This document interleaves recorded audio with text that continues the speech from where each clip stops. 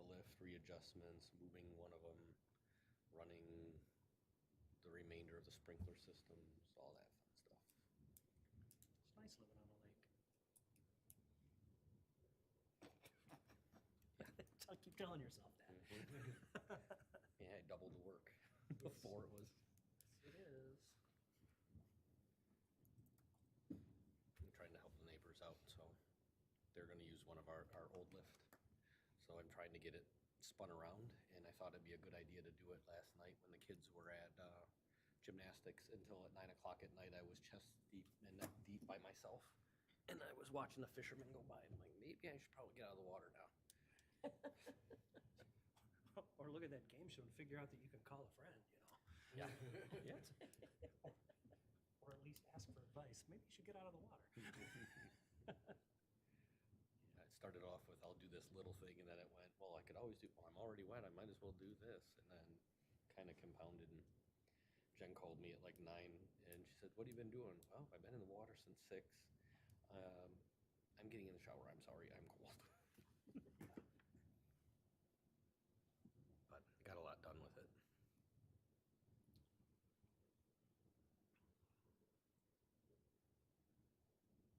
Who's in the house with you, Brian? Or are you you're by yourself?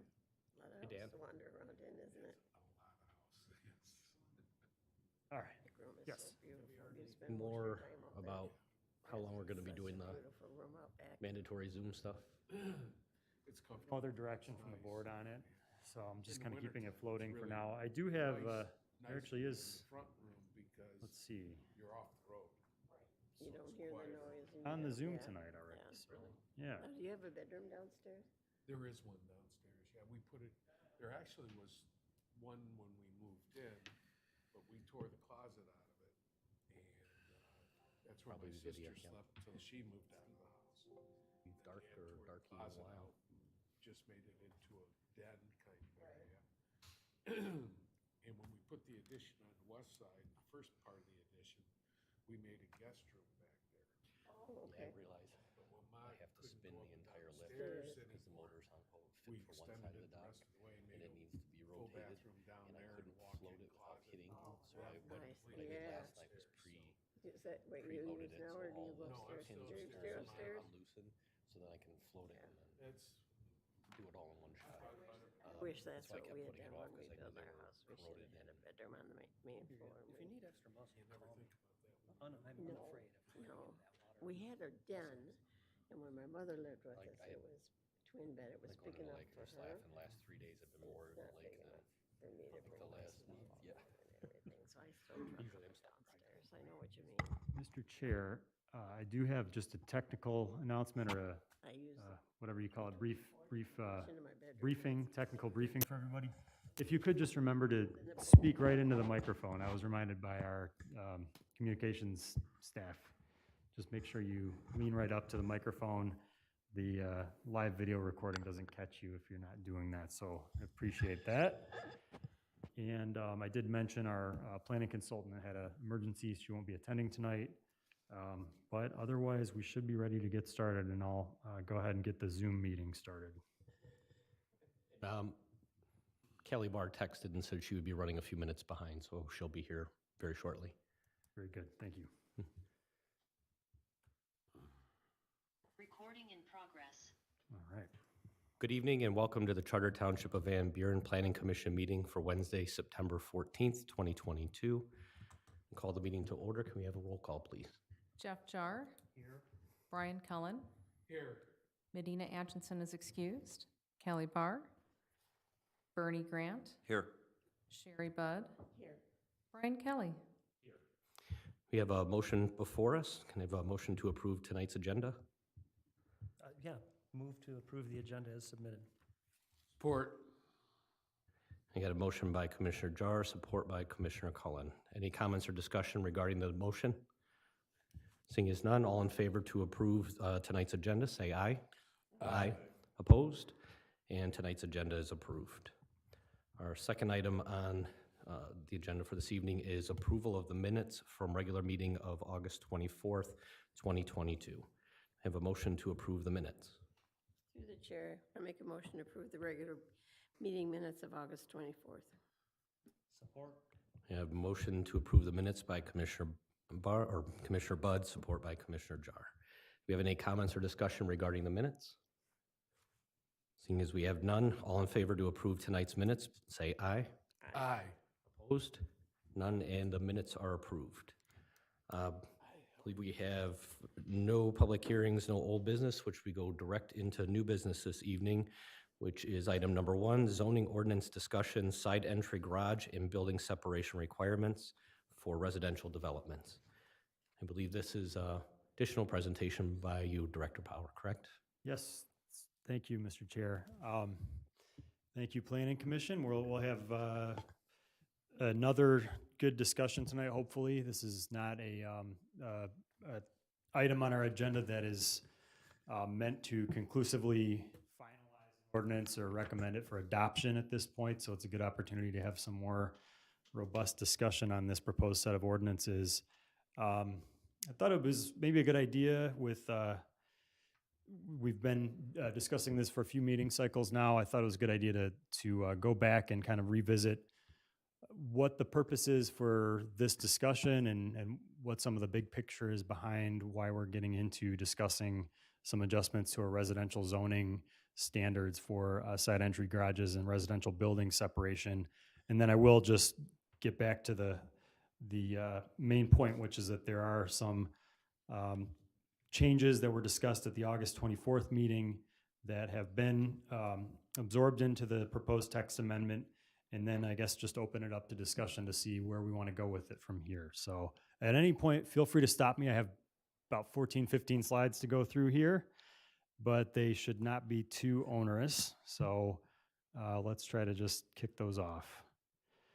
So I just wanted to kind of point out that there's some general things and some specific things that are driving the discussion. So as our planning consultant, Ms. Christian, had mentioned in her reports, and as we've talked about at various meetings, we're at kind of a crossroads where we recognize that there are some trends we've observed in recent years that are prompting further discussion of the residential developments in our township.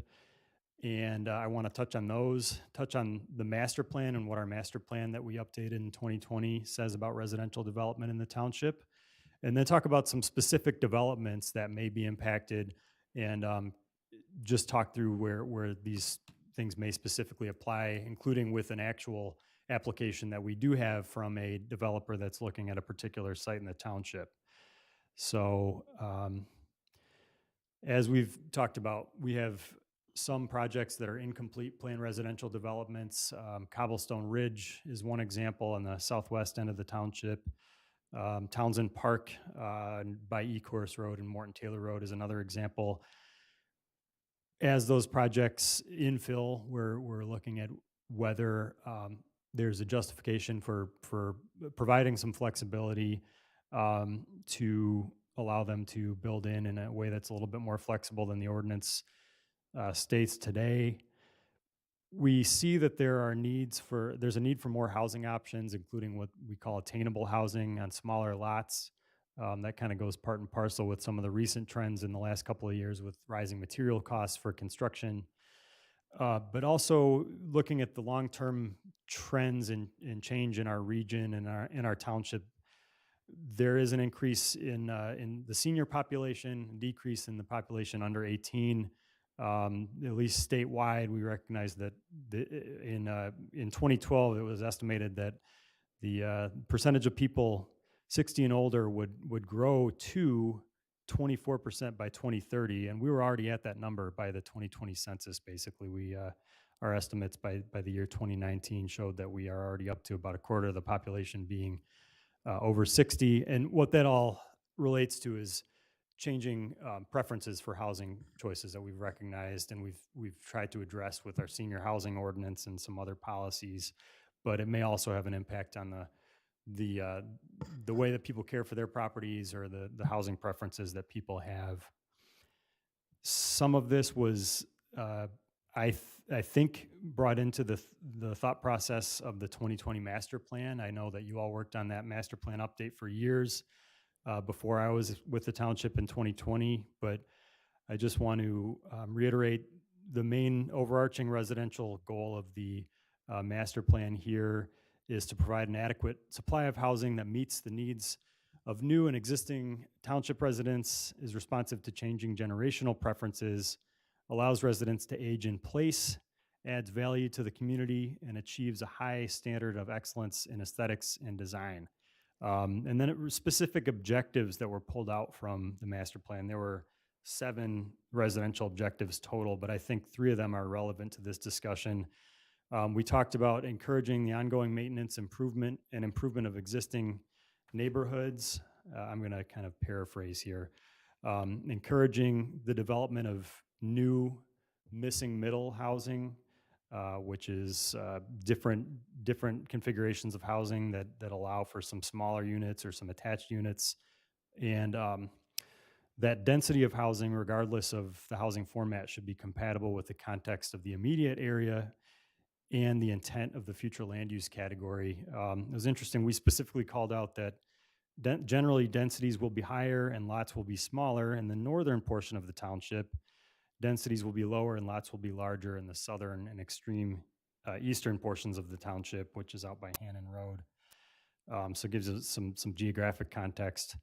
But when we get into specific zoning recommendations related to those things, we did mention that new incentives and standards for infill housing and neighborhood investment should be developed for single-family residential districts corresponding to their respective densities. Strategies for affordable housing, accessory dwelling units, and adaptive reuse should be considered. So broadly, we were looking at ways to incentivize the growth of our existing residential areas of the township and look at different housing options for those areas. So if I had to kind of pull together how the master plan influences what we're talking about today, the proposed changes will create new incentives and standards for infill housing and neighborhood investment for residential developments by really allowing you on the Planning Commission increased flexibility in your decision-making with regard to the 2 topics we've been discussing, which are minimum separation between and the visual appearance of the housing units, the side entry garage, of course, relating to that visual appearance aspect. So then finally, I do want to point out there's some specific development that may be impacted by this. I will mention that there's an application that has been made for the build out of about 30 acres near the northwest corner of Tyler Road and Morton Taylor Road. And this developer is looking to redevelop a site that was planned for commercial and multifamily residential as single family, given the changing market demands and the preferences for single family in that area being recognized. And it's just I'll show on a different slide a little bit later what that site looks like and how that kind of feeds into the topic that you're looking at development history, kind of the context of how developments evolved over the years. That might influence some of how you look at these situations on a project by project basis, where I know there was a strong urge not to paint with a broad brush and allow a swath of developments with smaller units and less building separation. So that might be an example where you look at a specific case in terms of a reduced intensity of development, where this might make sense. Going to the actual ordinance language, you can see in the planner's report and the latest draft, the specific language we recommend in regard to the building separation issue is that in justifying a recommended modification from the minimum 20-foot building separation requirement, the Planning Commission must find that the protections will be in place to ensure the adequate drainage of stormwater between 2 buildings and to exclude fences, appurtenances, and vertical landscaping between 2 dwellings where necessary to ensure the compatibility between adjoining uses and the adequacy of light, air, and access between the buildings. And that takes the place of a previous standard that was in the ordinance that said essentially that in all cases there must be a 20-foot minimum building separation for detached single-family buildings.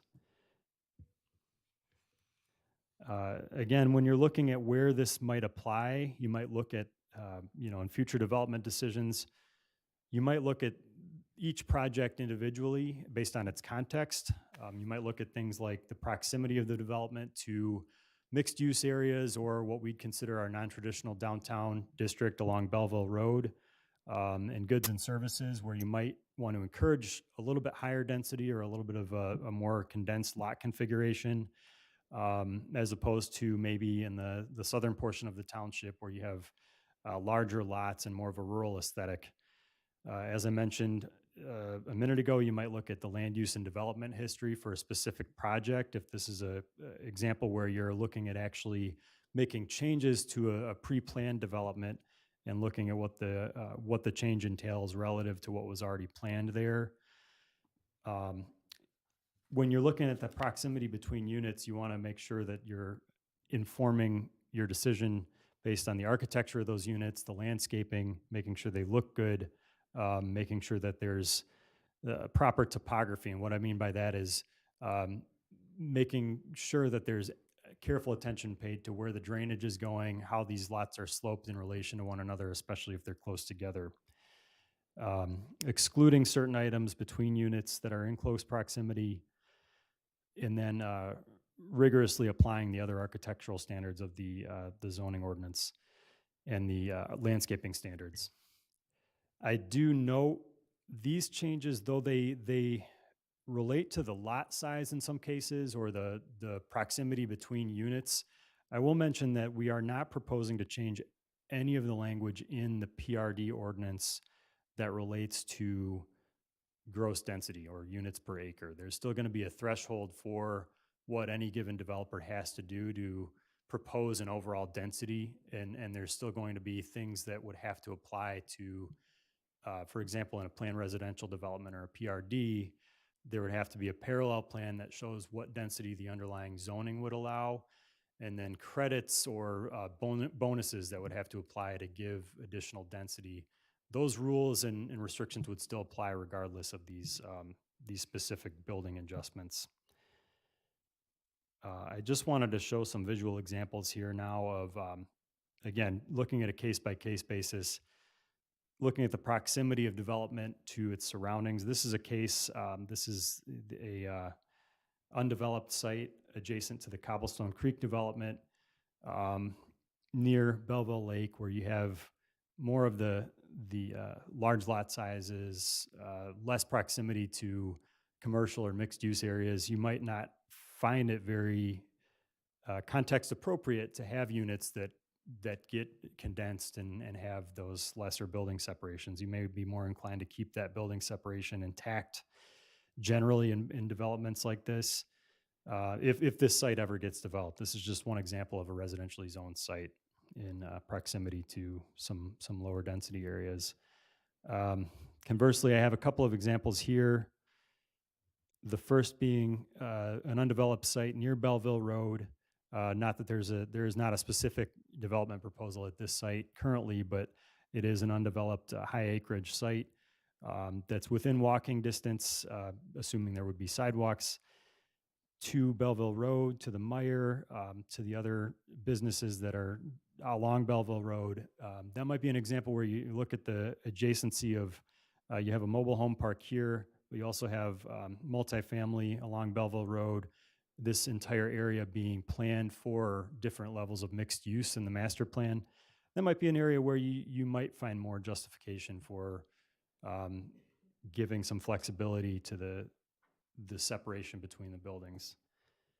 Another example, and this is the one that I was referring to earlier, where we actually do have an application preliminarily from Pulte Homes to consider redeveloping the previously planned roughly 30 acres of commercial and multifamily that they're looking at single family here as a concept. And in relation to the previous plans, you can look at the placement of single family homes and some of the other improvements that would be made as part of a project like that, where you might find more justification for less separation between the units. And then we also, again, bring the side entry garages into the discussion as well. They relate, although it is a different realm of the zoning ordinance. Again, the 30% hard threshold for any given residential platted subdivision or site condominium to have side entry garages really forces a certain width and separation and size of separation between buildings and size of lots.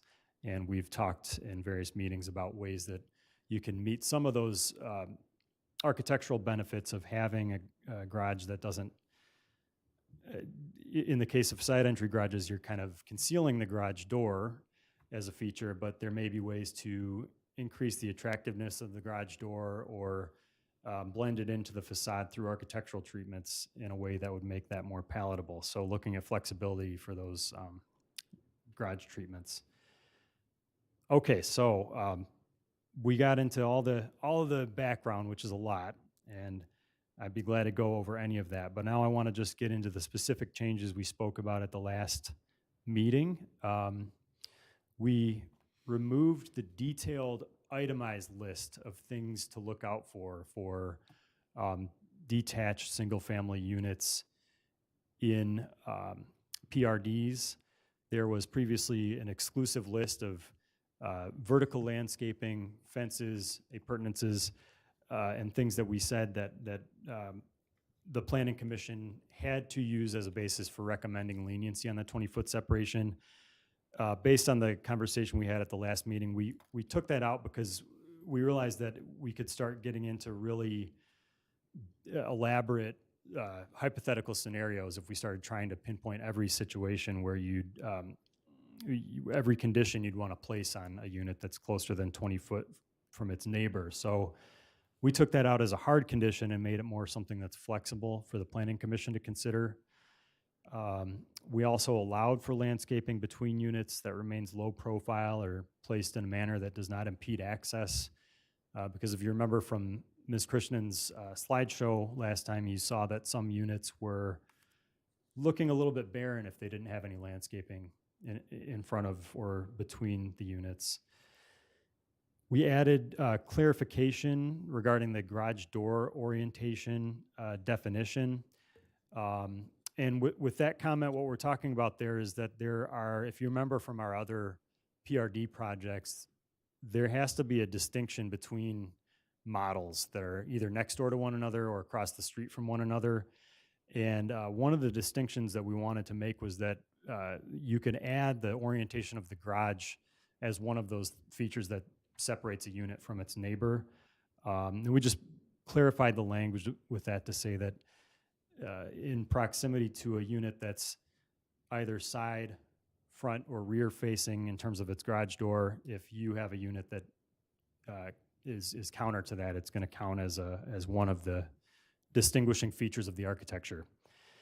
And finally, the added garage door to front facade maximum area ratio, and that's a way of saying we want the Planning Commission to consider limits on how much of that front wall, just purely length times height, is garage door as related to the overall length times height of the front of the facade. So that would be another way that you might get some justification for breaking from the 30% garage door requirement, side entry garage door requirement. So at this point, I would encourage you, there's kind of a lot to parse through with those comments, but I'd encourage you to ask me questions, ask me to look into anything further and coordinate further with our planning consultant on this.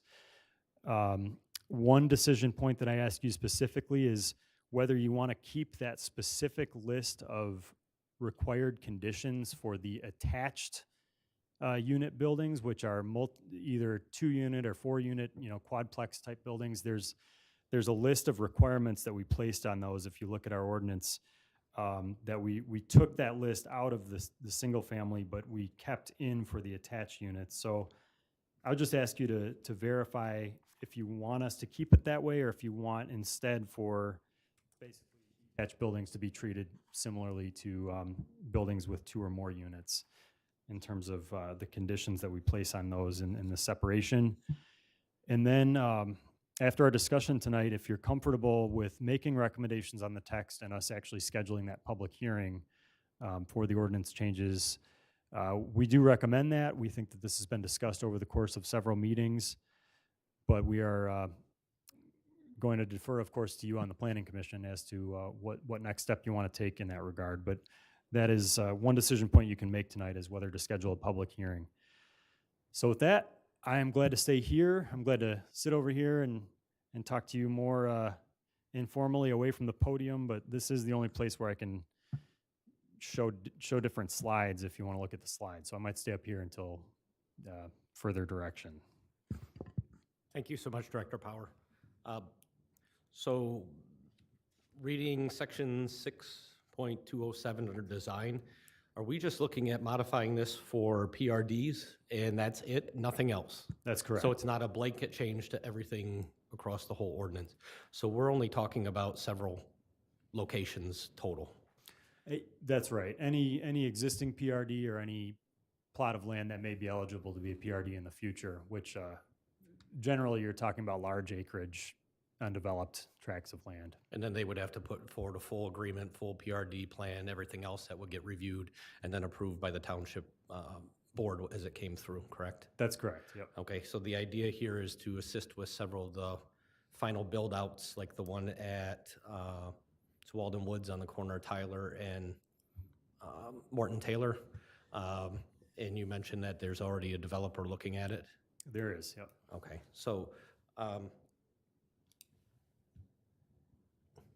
and the idea also is to give the planning commission the most amount of leeway with this as possible to kind of allow them to present a plan to us and review it and decide whether it would fit in the area, fit that whole context. It's not designed to just be a stamp. They can come in and do what they want and modify it. They would need to show the standards that we're working through tonight or trying to put forward tonight. Absolutely. The 20-foot minimum building separation in PRDs is still the rule. To make an exception to the rule, you'd have to meet criteria that the Planning Commission is comfortable with. Okay. I'd like the idea of giving a developer more tools and options to come in and kind of show us what they can do. I have problems still that 20 feet, lower than 20 feet is a really, really small distance. And I'm surprised to see a developer that could build something when you have an attached subdivision already that's been in place for almost 20 years, 25 years, and you're coming in and it shifts kind of the dynamic. Or you have one that's got 10 or 15 homes in the back of the subdivision and you're trying to build them out just to kind of maximize spacing. I could see you could have someone that does it. It just, I don't know. I'm kind of, I like the idea of giving the options. I'm also kind of concerned when you start trying to fit it in the several locations because it doesn't look like, looks like we're doing a lot of work making a change to the plan, but it's not going to affect that many areas. It's not quite where we're spot zoning or spot designing an area for it, but I understand with the restrictions on the PRD that we've got to give it some more flexibility so you can draw in other developers, give us some options, update our area, but I don't know, 10 feet is where I'm still kind of struggling on it. I know we put landscaping requirements, things like that, but as soon as people move into the homes, there's a practical difference between what we're going to do with it and what we're explaining to do with it and when somebody buys the property and what they're going to do with it. So that's just kind of where I keep looking at this. So I like the idea, I like the tool set, I like the ability to give some flexibility. I also don't want to have a developer come through, spend a whole bunch of time and money on redeveloping something that is going to come before us and we're going to look at it and just kind of shoot it down because of what they're looking at. If I may just Yes, of mention course. one thing, with respect to the existing PRDs that are not fully built out yet, I will say there's no case where an existing layout has been approved and anybody's talking about coming in and adding lots to it. So that's one thing that maybe wasn't clear. There are a couple of unfinished PRD developments, but if anything, this ordinance would give the latitude for there to be, if there's ever a change in the models or any other decision point for the Planning Commission to make regarding the development, they may be able to have some flexibility on the spacing between the units within the development. But there's no case where we're actually talking about adding lots to existing PRDs or increasing the density of existing PRDs. So this will then shrink down even smaller, the group of homes or locations that we're looking at even further. I mean, potentially, yeah. And you're still looking at any land that's eligible to be a PRD in the future. And with the examples, any of the examples on the screen of the three large undeveloped tracts, those would be some places where you might see a new opportunity to, again, it's about removing that 20 feet as a firm standard where everything else in the PRD ordinance with regard to setbacks and different features, you have more flexibility to impose conditions to make sure if there is flexibility on those things, they can help the development. Right now, the 20-foot building separation is firm. We're talking about making it more flexible. Okay, I like the idea of giving developers options, especially when this would bring us more consistent with some of the surrounding areas. It lets us start looking at having some other places that have needed completion built out, but keep looking at the photos and keep looking at things, so it also makes me a little apprehensive at the same time. But I also,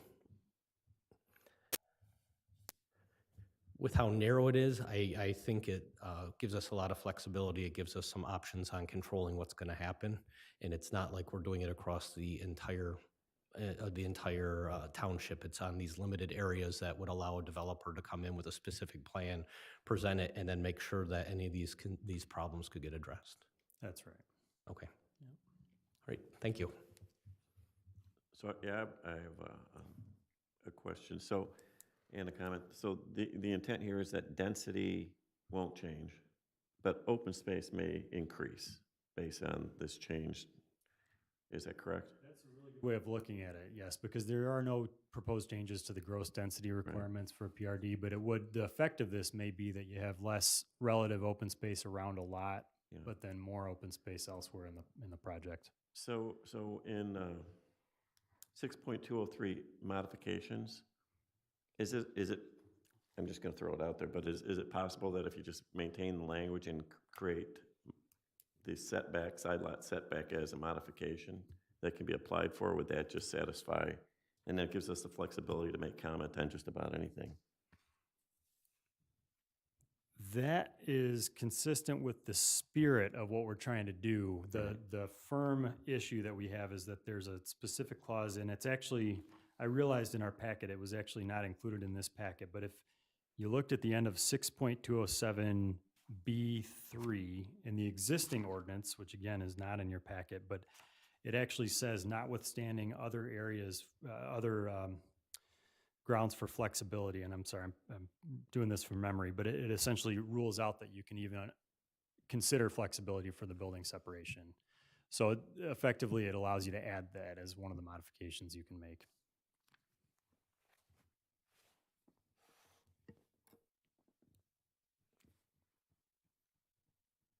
Any other? Yeah, I just had like just a couple questions about this. So when we were looking at sort of the goals for doing this, I mean, we heard a little bit like about affordable housing and housing for the elderly. But I wonder if we're not conflating sort of having minimum spacing between houses with affordable housing, where we could look at like housing sizes, right? Instead of like saying we need 2,000 square foot homes 10 feet from each other. Especially when we're thinking about an elderly population that probably isn't going to be living in a 3,000 square foot house. So I guess I'm just not totally convinced that's like this 10-foot space is something that we would want. I know Commissioner Grant brought up about the drainage in our last meeting, and sort of maybe when we initially build these, that works great, but a decade later when people are planting trees and bushes and those things, which they inevitably will do, then we have an issue or a problem. One thing I wondered, because we're talking a lot about development, are we aware of any actual development opportunities that we've missed here specifically because of this? No, but we may be missing. There's, I mean, this would affect a submittal that we have for a development application, albeit it is in the review process. So this whole conversation relates to what would be the impact on that project. But Okay. nothing in the past that we've specifically missed out on that I can think of. Is that the current one that you were talking about tonight? Yes. And they want a smaller space between housing there, and what, do we know like the size of those houses? Yeah, they're around, well, I don't want to say from memory, but what you're looking at is essentially a 38 to 40 foot house width and 50 to 55 foot lot width. And so you're running into that issue of the separation between the units being a problem. And they're not exceptionally large units. They're not exactly small either. So, Right.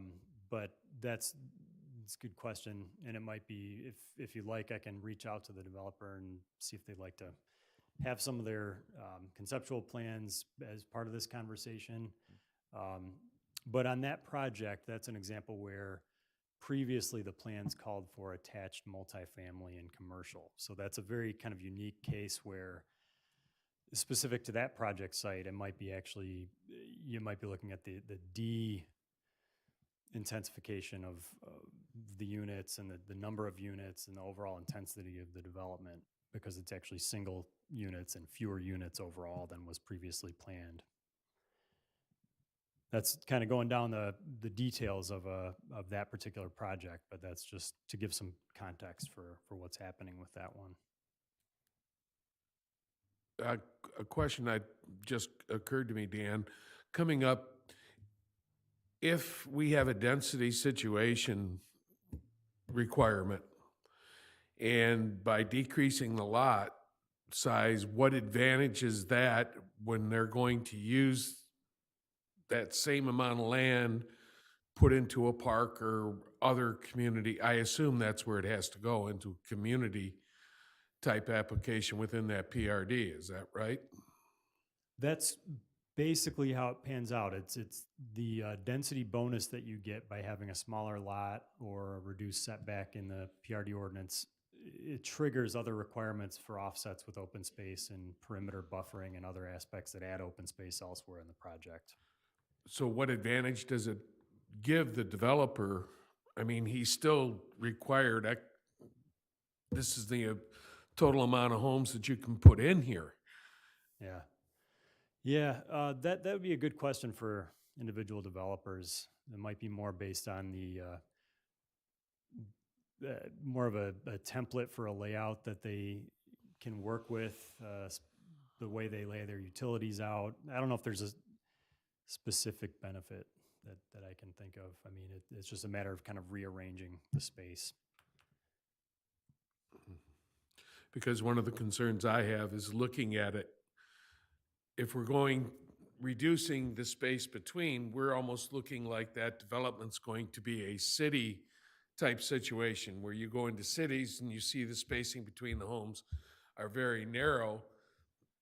And everybody says, well, I want that rural feel. Well, to be rural, you're going to have greater spacing between homes. You're going to have more land that you're looking at. That's a really good point, and that's why context is important in terms of what the master plan underlying that zoning where the project is can inform what you want to do there. And if you're closer to our Belleville Road district and some of the more intensive areas with respect to commercial and mixed use, then that might give you more grounds to have that more of a clustered or dense feel. And it kind of speaks to, there are existing neighborhoods. I don't have the exact layout memorized, but in Van Buren Estates or Haggerty subdivision, you have some more of that closer together housing, and certainly in the city of Belleville. But in some of the areas adjacent to those, either whether you're talking about the areas adjacent to the city of Belleville along the lake, or in some of our older subdivisions, you have that sort of feel already.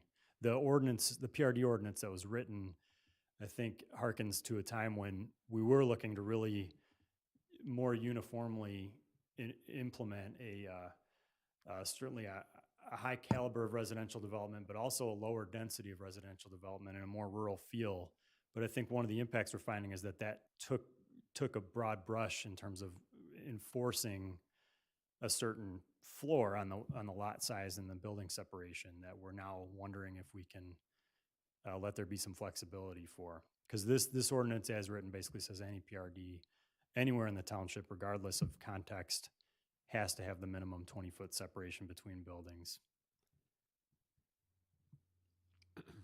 But that certainly speaks to why it was written the way it was written is I think the rural feel. That certainly relates. Well, one of the things we consistently hear when people come in to complain is, I love the rural feel. I don't want that feeling to change, yet we're looking in some aspects that we're getting away from that.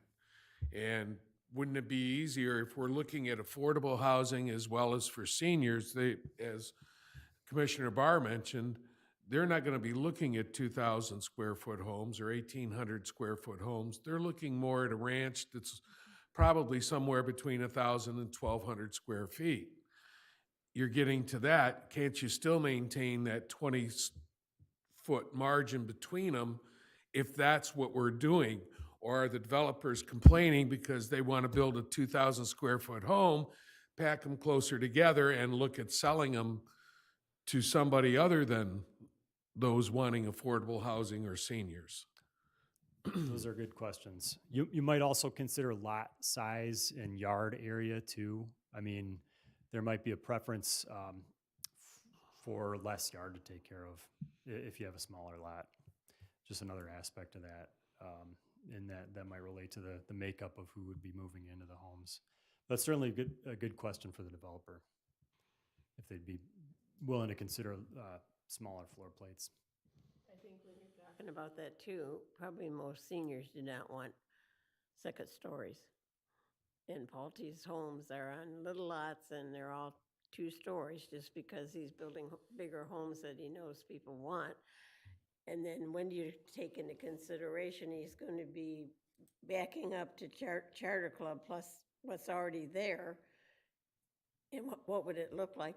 I don't believe there'll be single stories, but if it's a single story, 1,200 foot on a narrow lot and he builds 30 acres of that, how is it going to fit in with what's around it?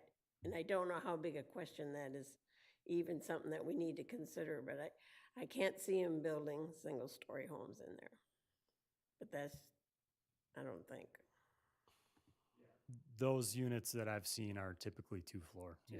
Two stories, and he wants to be able to build more with 5 feet and 2 stories, and that's not what the older population are looking for. True. I mean, At yeah, least- generally true. Yeah. At least, What I've heard. Yeah. Yeah. and I've got too many already. Good points, and that does relate. I mean, those are really good questions for a specific.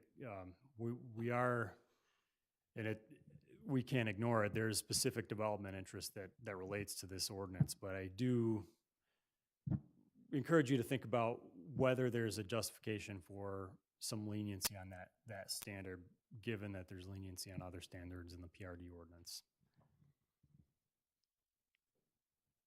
I have no problem giving developers leniency. I just want to make sure that we're not building. I drove through Canton or Cherry Hill Village a few weeks ago, and on the southeast corner of what is it, Ridge and Cherry Hill. Mm-hmm. That looks horrendous. That really looks bad. I mean, it looks like you've taken and just packed as many houses in a in a plot that you possibly could, and they all look the same, exactly the same, other than color. And I don't know that that's what we want here in Van Buren. And then I think the guy that first applied it with the one that's in Victoria's where he's having a problem because of lots, I could see maybe cutting some lenience there, But I would hate to make every PRD be able to come and say, I want 5 foot, Yep. and this is what I want. I don't think I'd like that look at all.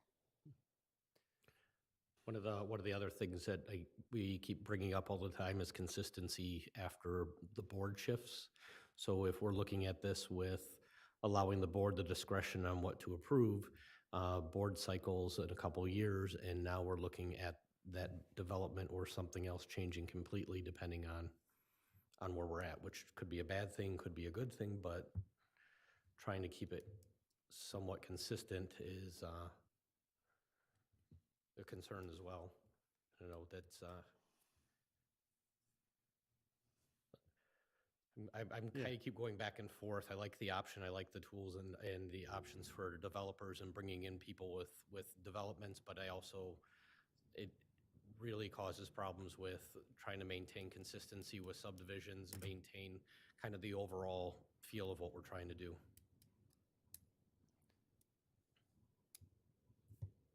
And that's because of the kind of the open-endedness and the flexibility of it. Open-endedness, flexibility, and like Commissioner Budd explaining of you're trying to, it could result in 2 different types of subdivisions being crammed up next to each other. You end up with a lot of different variables that you can't even anticipate with opening it up open-ended. If there was a way where we could like create a little bit of flexibility where you have a developer come in and not just broad stroke the whole thing and allow every opening for whoever wants to come in and make a proposal. I see, okay. Have developers line up and then they just keep putting in applications and we look at it and just say, oh, I don't know why you brought this, we're not going to approve it. Yeah, and we mentioned visual obtrusiveness or having a wall of development that looks the same, and that's one of the factors that I would expect the Planning Commission would want to consider. I do see your point about the consistency of the Planning Commission over the years changing and maybe expectations changing. Good comments. Would it be helpful to talk about the side entry garages and see if that's something that you still want to consider? And maybe we break out the 20-foot separation question for now, or do you want to lump them all together, or do you want to break them apart? We can maybe get into that. Anybody else want to speak on the 20-foot? My question would just be, where would we go from here with that, with the 20-foot sort of question? I mean, we're talking about it, but what's sort of the next thing? I mean, I don't think I'm real convinced that that's something I would want to change. I don't know how others feel about that, but what would be sort of the next step? That we just drop it, or there's a public hearing, or we keep going? I'm not really sure. Question is if the Planning Commission wants us to do any more research to provide any more basis for a final decision on it, or if you want to wait till you have a full attendance to kind of make a recommendation one way or the other, or if you want to just have some kind of a concurrence at this point, we can kind of go back to the drawing board and drop that part of it or pursue that part of it. It's really up to what kind of direction you want to give us. If there's more that would make you feel comfortable, or if you think there's just nothing that you'd see that you'd want Well, changed in if that. we don't do anything, what does it do with the gentleman that has applied, mainly the Victoria Commons? I'm not thinking about the new development, but the one there on Ecorse Road that has some lots that he needs. Yeah, so Victoria Estates is a unique situation because that was actually, there was a consent judgment that applied to that whole project at one point. So that whole project falls under an agreement that actually has to route right to the board for approval. So if there are any changes in that particular development, they would go to the board and then to the court. But actually in that case, that project already does have 5-foot.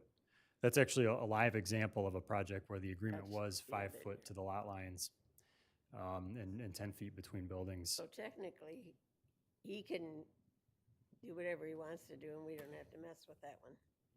Yep, it would affect the proposed development certainly, but that case it doesn't really affect. Okay. Could you, you mentioned that you may be able to ask to get a kind of a sketch of what the developer that's kind of coming in.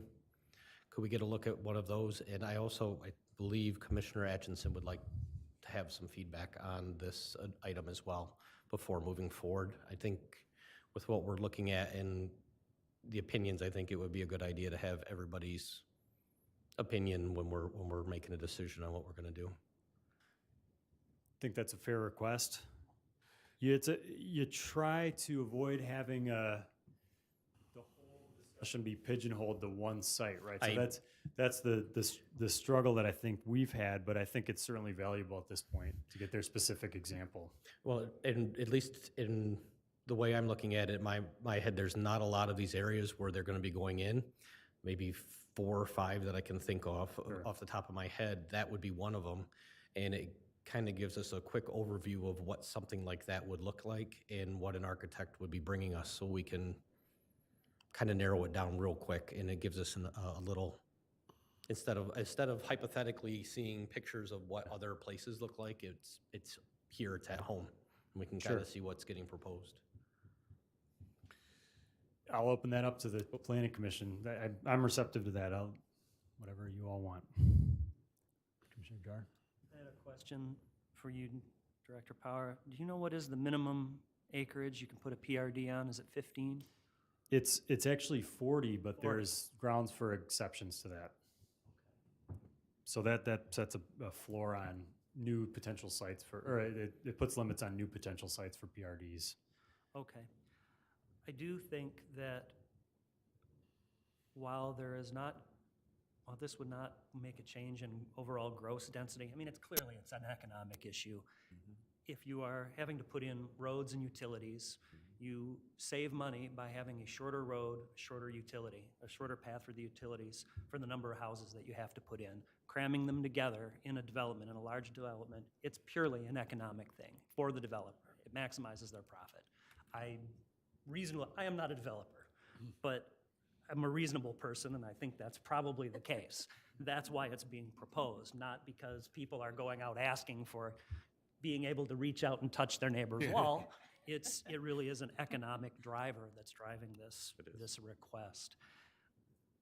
And I appreciate that. And I appreciate that developers want to be able to buy a property and they want to be able to make a profit on it and put in beautiful houses that people can afford, and minimizing the cost is part of making affordable housing. So I believe there is an affordable housing aspect. The houses are cheaper to produce if you put them closer together due to lowered utility cost. I understand that. As a flip side, I do have to worry on this commission about the health, welfare, and safety of the residents of my township.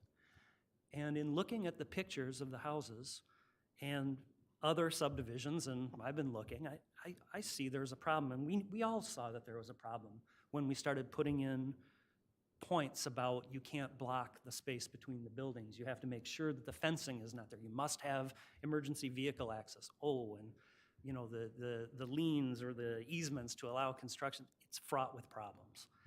All to make what is essentially a more economically viable development. What we're giving up is this spacing. I feel like there's a wisdom to this 20-foot minimum building separation, that it's in our PRD ordinance because folks went down that during the drafting of the PRD and thought, oh my, this is, if they get too close, this could be a real problem, whereas 20 seems reasonable. I don't know. I wasn't I didn't help draft that. I wasn't here then.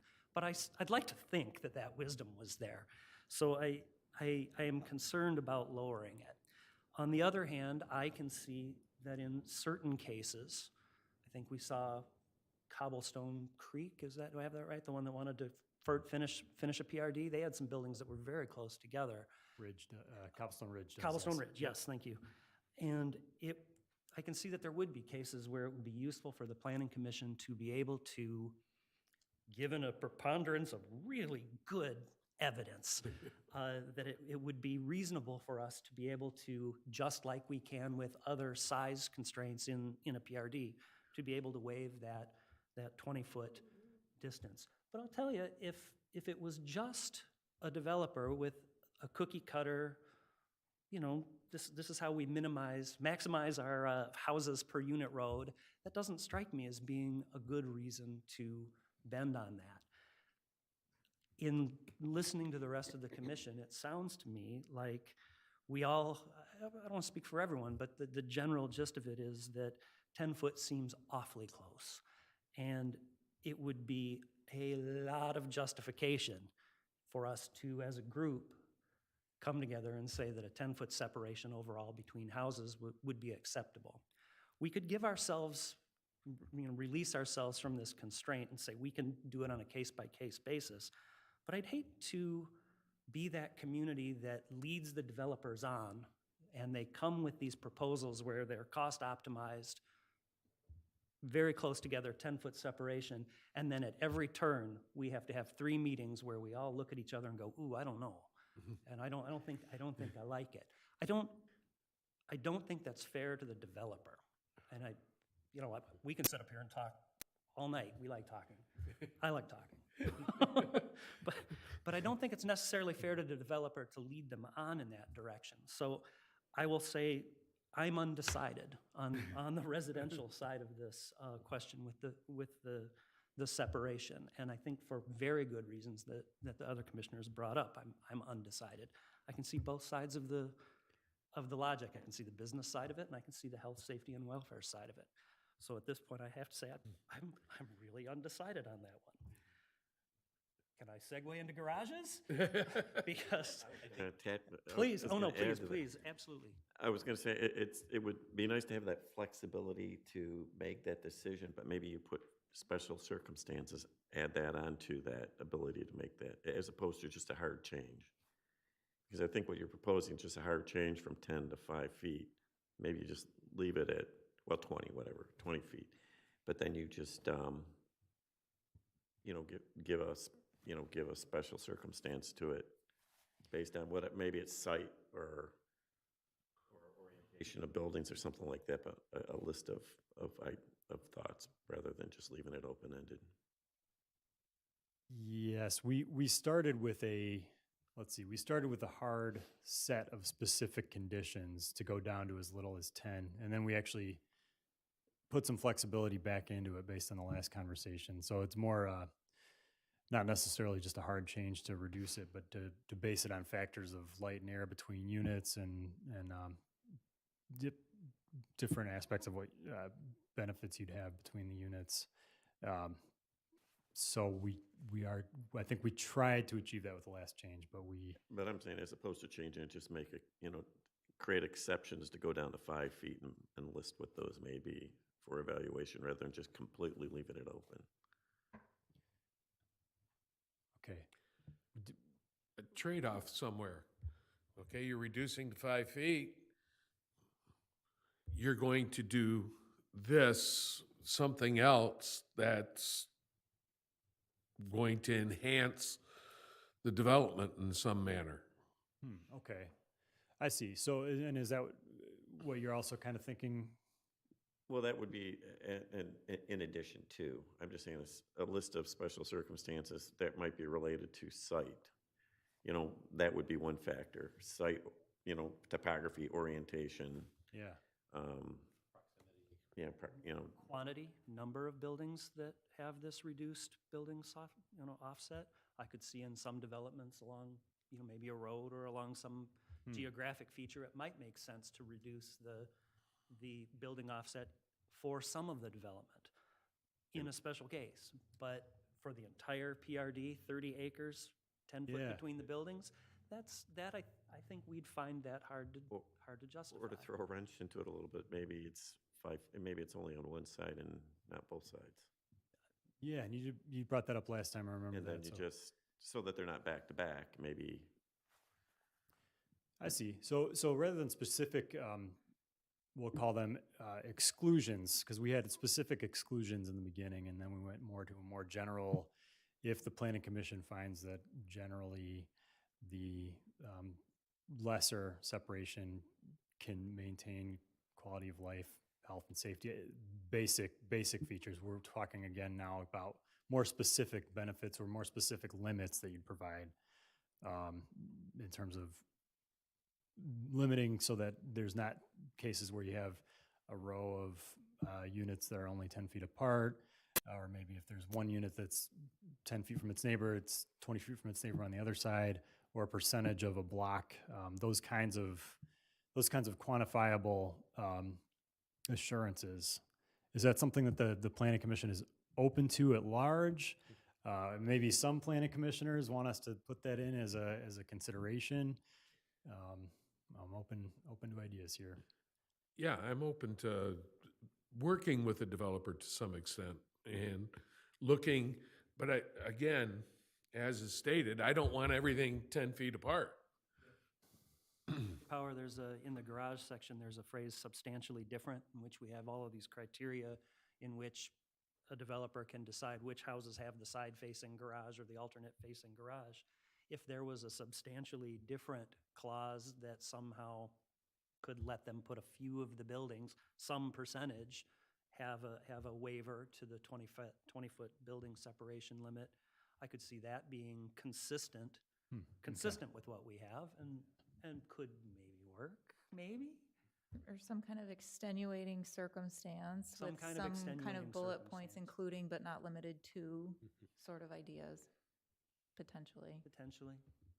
Yeah, and I talked to someone and they had the same thing where they were, one side, they were like 10 feet, but on the other side, they were 15, and then the house next door, so that basically it was like 20, 25 feet, because they spaced them out a little differently. But my biggest concern, if we're looking at the older population, if you got somebody wanting only 5 foot in a building because he's got a small lot, he's not gonna be building ranches. And now we're Cool. talking stairs and 2 stories. And I think that's right. I think that goes back to the whole goal, like the purpose of this, which is, are we allowing this for development, which it doesn't sound like we've missed out on very many development opportunities, maybe just this one. And is the purpose to provide affordable housing for the elderly, in which case this might not be serving that purpose. So I think and then we have the rural character of our area. So I think we want to be careful to always remember our overarching goal in doing this, and are we serving sort of those overarching goals? Comments?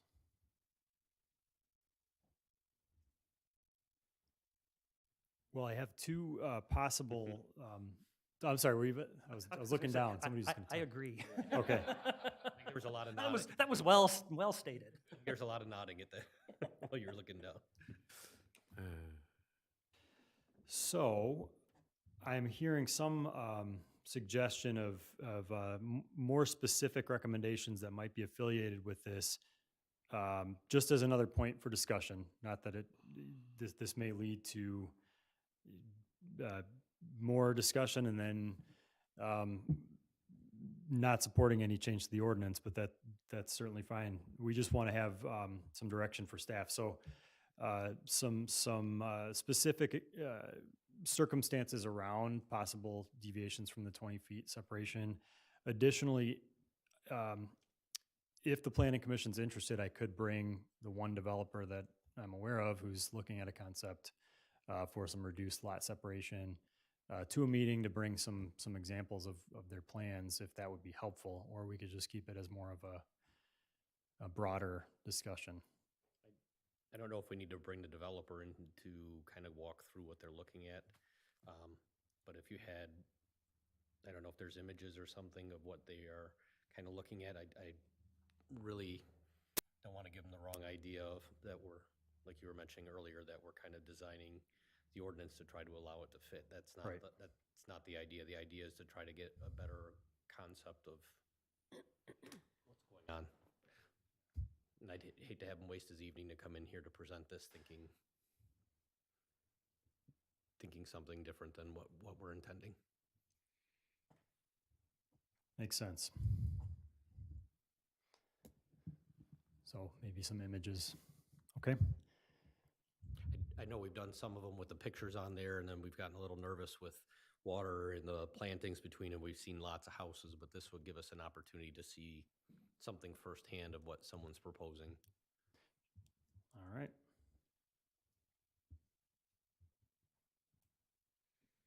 Sounds good. Well, that being said, if the planning commission has any desire to go into the side entry garage aspect of this set of proposed ordinance amendments, feel free. I think that one was more straightforward if I'm measuring the room appropriately. It's not maybe as controversial at this point. We've gone through it more substantially. Any other comments on that part? Any comments? Anybody? Yes.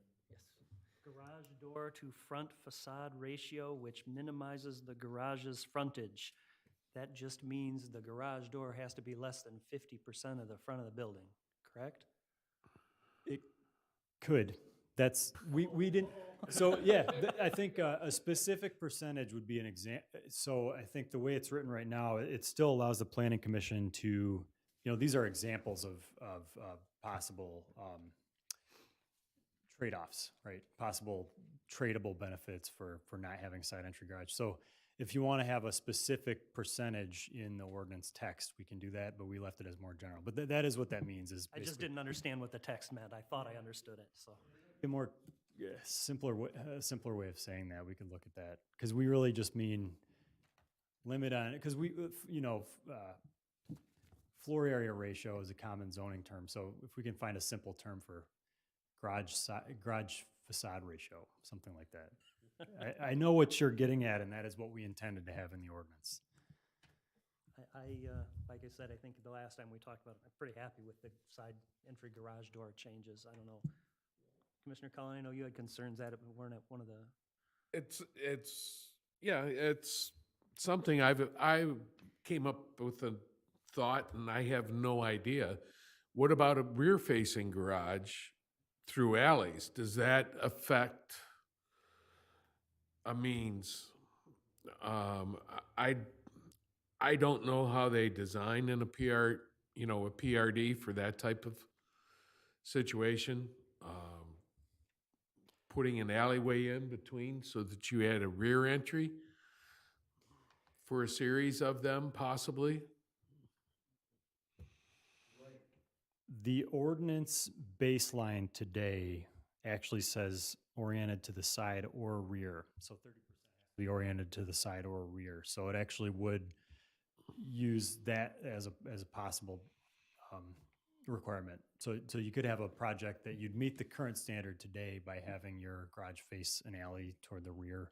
Those projects I've heard and seen are more difficult to develop, and they're more rare. But I think in Cherry Hill Village and some other examples, you see that some of the more new urbanist style developments, you see that being attempted.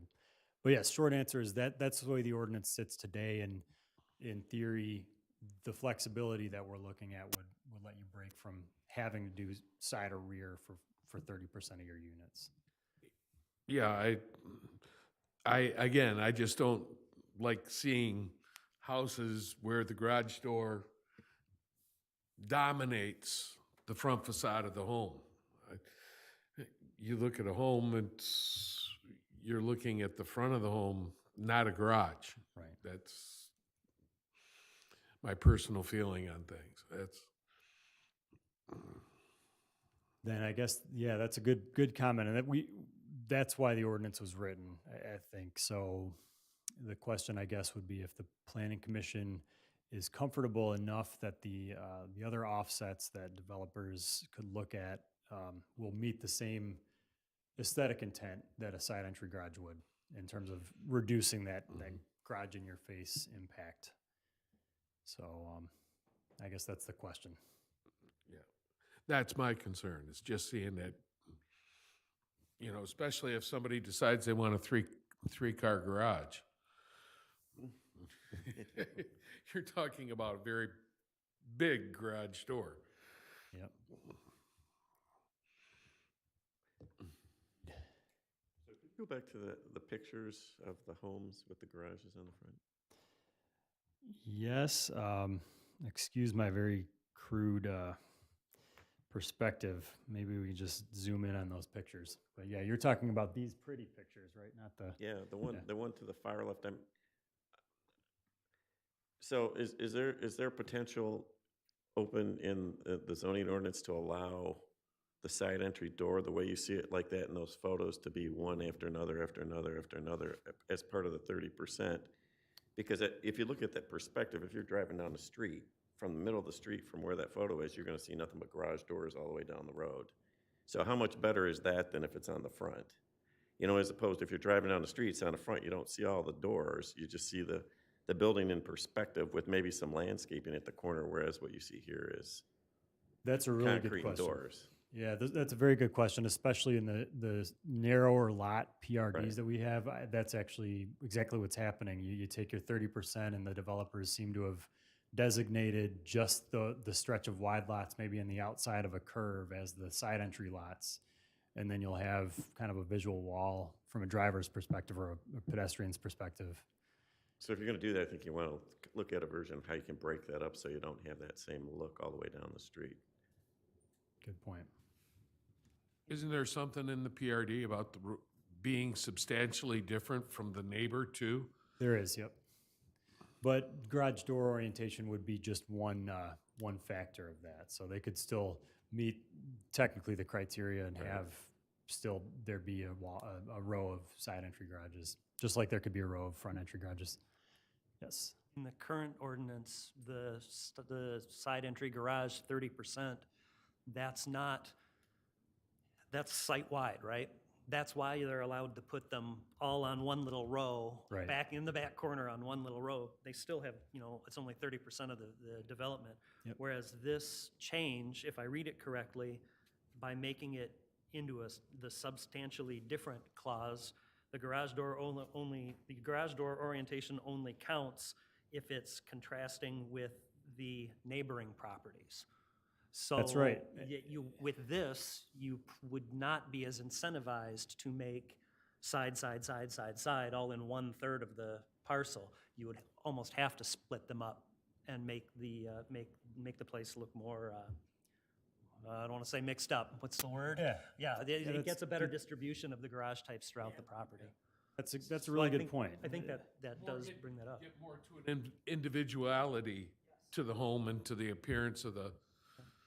Yeah, that's just one of the reasons why I think I really do like this change as a way to work around that strict 30%, allowing the developers to come up with some, the intent is to make the places look less cookie cutter. Right.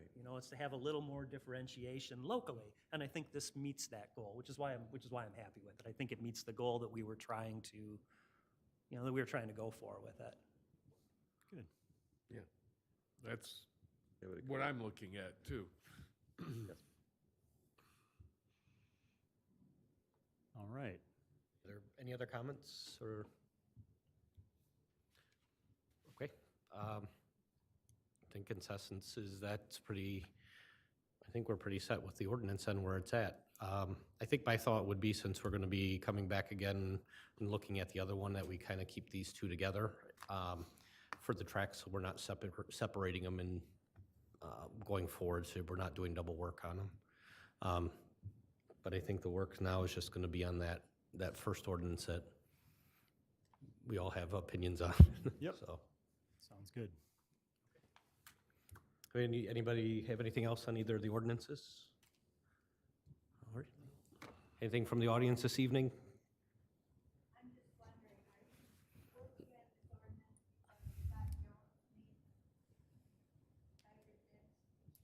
No, I'm trying to think if this would affect, the planning commission might remember the project that Mr. Jones applied for a couple of years ago now. That actually is a really good question, because there's a different ordinance that was actually written for multifamily residential that allows for basically increasing a higher tier of single-family residential density in the RM zoning district. And that's it's very similar concept, but it's not for that project. This whole discussion would not relate to that project at all, because that's actually a RM zoned, or it's a multifamily planned site.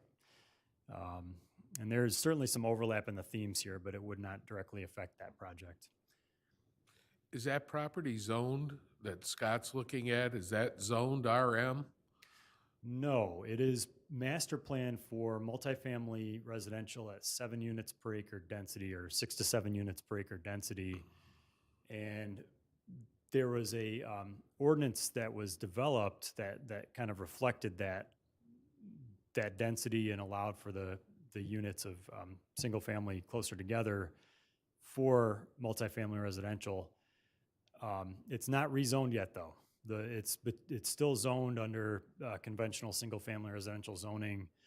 And I don't know if I could give you an exact answer as to why the rezoning application hasn't come forward yet, but I'm certainly open to helping it move along if it does come back.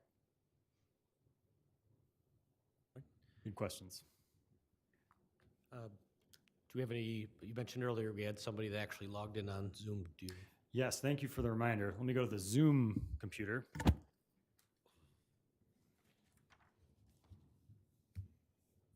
Let's see if they're still with us here. So, Mr. Chair, you might invite comments if you'd like to invite them. I see there's a B. Solman here. I'm not sure if they wanted to say anything or not. Okay, well, yeah, if they're here and would like to speak this evening. I'm not sure if they can, did they raise their hand or is it, Or no, Mr. or Ms. Solman, if you would like to speak, feel free to raise your virtual hand or type something into the chat. Otherwise, we will pass. I don't see them making any comments at this point. I'll keep an eye on it, though. okay, thank you so much, Director Power. Right, that'll bring us up to general discussion and updates. Anybody have anything for general discussion this evening? I do. I want to acknowledge, it's unfortunate Ms. Christian could not make it here tonight, but I definitely want to acknowledge and let you all know we're bursting with pride for her family. Her son Chirag and her family won the Ted Lindsay Award for Courage, which is an award for families that exhibit exceptional courage in the face of autism and activities related to autism awareness. So we're very proud of Vidya. If you get a chance, shoot her a text, an email, or a call, and let her know to congratulate her. It's a very, very great honor.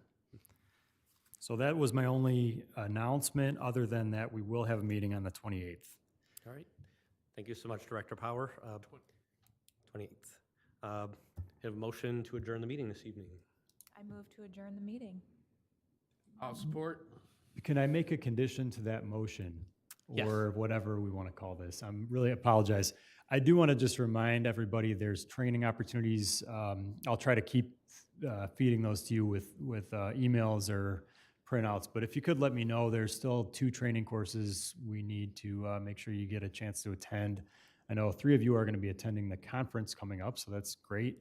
But for the rest of you, just reach out to me. Let me know if there's any classes you're interested in. Mr. Grant, you might have a prorated requirement this year because you're so fresh here, but we will try to get 2 classes for everybody else. So just let me know if there's any trainings that you're interested in. All right, thank you. So we got a motion to adjourn by Commissioner Barr, support by Commissioner Cullen. Any more comments or discussions? Seeing as none, all in favor to adjourn, say aye. Aye. Opposed? And we are adjourned. Great job this evening. Good discussion. Great discussions. Great discussion.